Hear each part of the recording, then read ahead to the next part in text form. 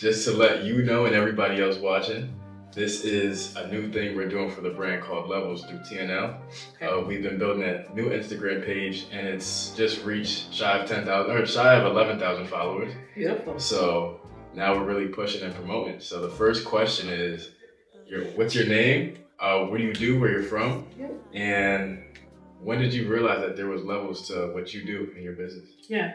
So my name is Sonserae Cicero. I am the CEO and founder of Society of Human Engagement Business Alignment. It's a full-service HR consulting firm, small business development and resource center for entrepreneurs, small businesses, and founders who are looking to start, scale, and grow. Okay. So I realized that I wanted to be community bound, really in the face of COVID. Yeah. So back in 2017, I started my business. Friends and family were asking me to help them with, their business plans, with unemployment compensation if they had employees, and a number of different things. And what I realized in doing that was that people needed help with their paperwork. They needed help with finding resources and subject matter experts to give them the tools and the resources they need to sustain the business, not just grow it. Right.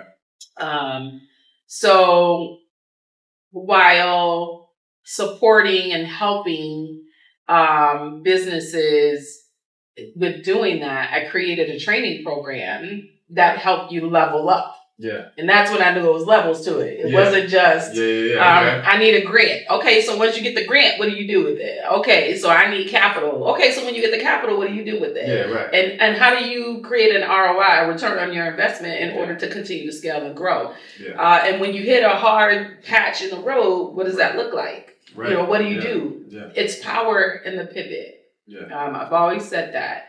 My background is corporate human resources. I have a supply chain background as well. And so what I loved about being in supply chain is that I had the opportunity to work with all different individuals at all different levels, from entry level manufacturing and laborers to general managers and engineers and, PMs, production managers, and all that good stuff. And so being able to move through those spaces with them and coach them and develop them and support them told me that it was the experience I needed to bring back to the community, because that's what our people need. Right. So for me, what I did, I went back into the community that I came from. Yeah. I was born on Vine Street, and I moved back 2 blocks down from Vine Street to help not just the people, but the community, to serve at a support system. Okay. And there's power in the pivot. What does that mean to you? Yeah. So oftentimes when life is life, we get punched in the back of the head. Right. By unexpected situations and circumstances, you often have to take a step back to say, are you called to do this? Is this a purpose? Is it a true purpose for you to do what you're doing? Right. Or is it a hobby? Because once you realize that you dug your heels in, because it's a true purpose, it's a true call that's on your life. Yeah. That's when you realize that there's power in the pivot, which means that now you have to figure out how to strategize, how to pivot, how to sustain in the face of adversity. Yeah. And that's not always the easiest thing to do. You lose confidence, you lose clarity, you lose clients, you lose, all different types of, you lose energy. You lose energy to continue to push in the face of adversity. Yeah. And so if it is not something you're truly called to do, you'll give up. Yeah. So unless you have power in that pivot, which is Allah, our Father, our Heavenly Father, whatever you believe in, you can believe in the sun. I don't really care. Right. That's where your power comes from. And that power helps you create the pivot so that you can continue to move on. For sure. It's never about me, right? I want to be, we're selfish. So as a people, we want things to be as easy as possible all the time. Yeah, right, correct. But if you never experience pain, you don't understand where the power comes from when it's time to pivot. And then you don't realize what it is you don't ever want to go back to. Okay. Yeah. And you get caught in that full cycle and that hamster wheel. Yeah. Okay. Yeah. Okay, definitely. Yeah, no, that was beautifully said. Thank you. Yeah, for sure. At what point in your career or in your life in general did you realize that this meant peace? This was your journey. Well, entrepreneurship is freedom. Yeah. For all Black and brown people. Yes. We have been so busy in the rat race and spiraling on that hamster wheel that we never really took time to acquiesce and say, is this really for me, or am I just doing it for survival? Right? Yeah. Because 9 times out of 10, most of us are just in that space of survival. Yeah. And so when I realized that I can work hard for myself, and I could create a space that was empowering for not just me, but for other people. Right. Where it fed the passion, it fed the purpose, and it also did God's work. Yeah. That's when I realized it was freedom. Okay.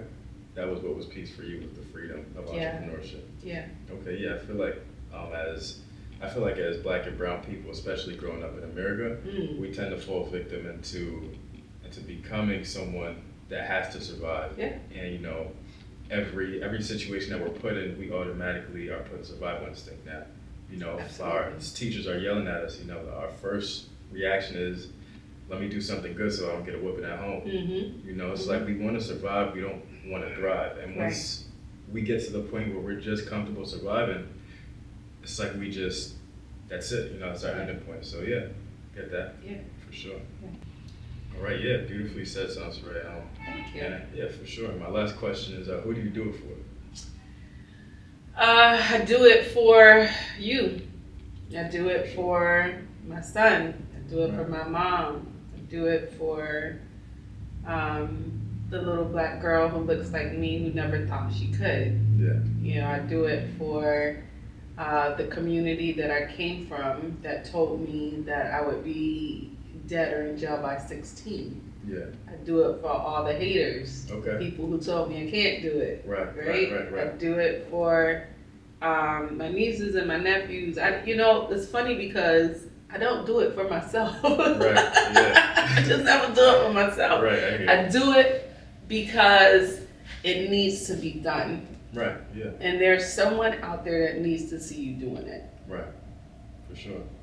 Would you say that you do it so much for the people around you and the people in your communities, so much so that these people fill you up with life? They speak life into you. They're positive. They speak love into you. And when you do it for the people like that, it's like you say, a great return on investment. So you get it full circle. That's the law of reciprocity, right? When you give so much of who you are and what you have.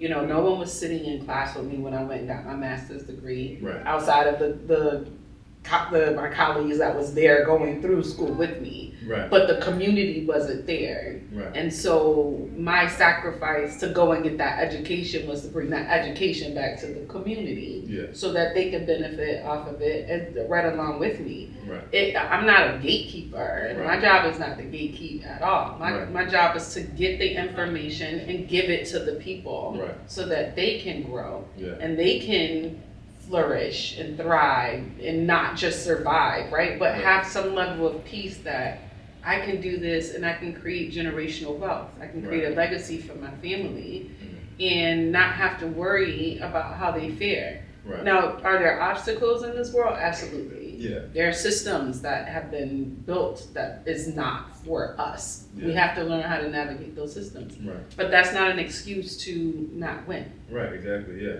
And I want to quickly stay on the topic of generational wealth. A lot of people think it's houses and cars that can be passed down to your kids. Right. You tell me where it starts. Generational wealth starts within. Right. That's internal. That's an internal decision that it's not an option to fail, and that you need to do everything within you to succeed so that you can impart that in someone else. Right. And so that's where success typically starts. Right. Yeah. So you say it's where success typically starts because when when you have something physical, something you can attain physically, Mm-hmm. these are things that can be passed down. These are assets that can go to your kids, but your kids will never know how to get these assets, you know. If you don't know how to create, Yeah. if you don't know how to innovate, Right. you won't know how to create. Okay. And if you don't know how to create, you won't know how to reciprocate. And if you don't reciprocate, there's nothing that you can leave Okay. Yeah. your legacy. Right. That's what it's all about. Right. It is about the law of perpetuation for your for generations to come. Correct. Yeah. Correct.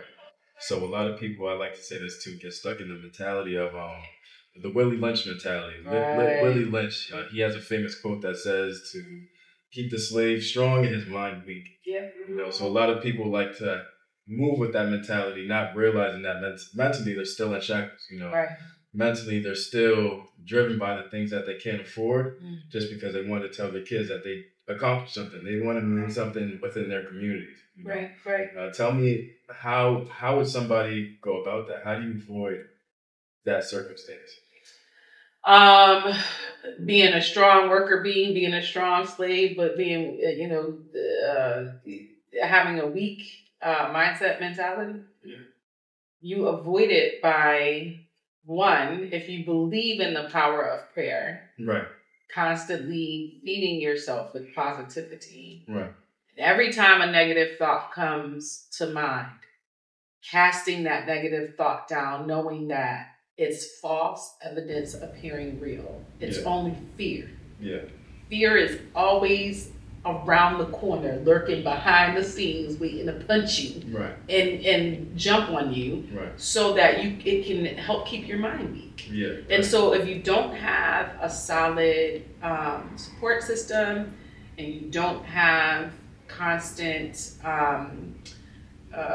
reinforcement for people to speak positivity in you, you have to find it and speak it into yourself.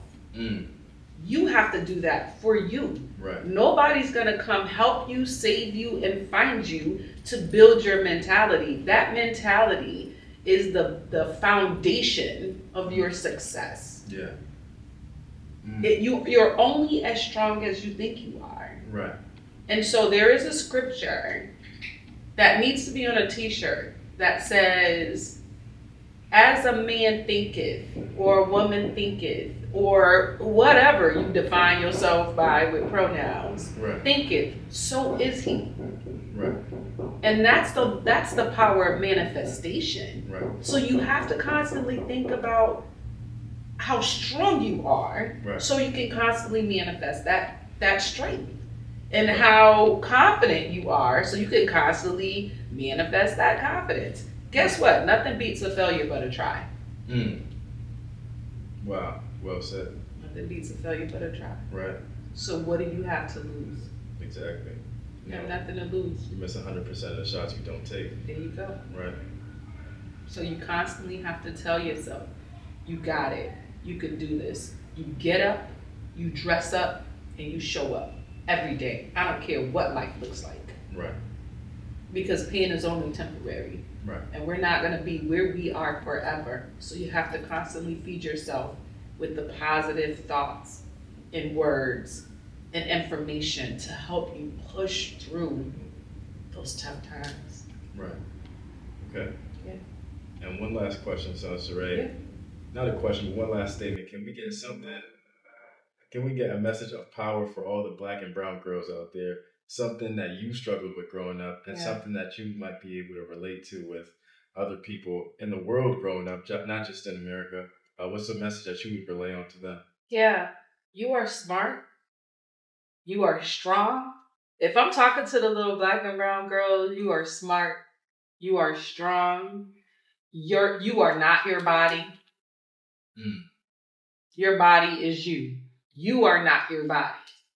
You do not need to accentuate your body in order to be shown as a strong individual, in order to be seen as a strong individual, in order to be seen as smart, in order to get ahead. You don't ever have to do that. Right. Black women and brown women have been under attack for so long that it is time for us to reinvest in each other, to let each other know that we got you. Right. There are over 370,000 Black women in Alpha Kappa Alpha Sorority Incorporated that stands in the gap for one another, not knowing who each other is. We don't have to know who each other is. Okay. We just know that we're here for a reason and the same cause, and that's for the uplift of our communities, of our women, of our children, of our families. And if we don't have each other's back, then we have no back. Right. So we can do it. We are smart, we are strong, and we are capable. Okay. And there are women out there that look like me, that support other women that look like me. Right? Yeah. Because there's this narrative out there that we don't help each other in our communities and we don't support each other. We absolutely do. Right. We absolutely do. Do not feed into the narrative. Yeah. Okay. Yeah. Right. That's all for today. Thank you for your time. All right. Thank you for having me. This was great. Of course. I appreciate the opportunity. Yeah. And so looking forward to seeing great things come as the years go by. Sure. Super proud of you. Definitely.